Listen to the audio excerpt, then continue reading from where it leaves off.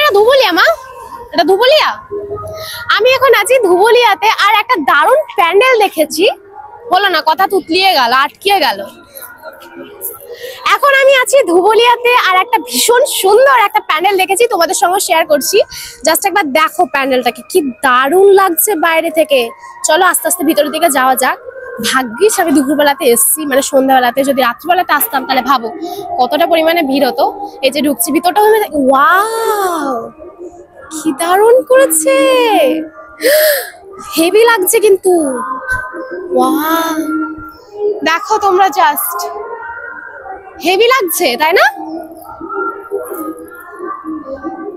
সুন্দর করেছে, এক কথা ভীষণ সুন্দর লাগছে আমার।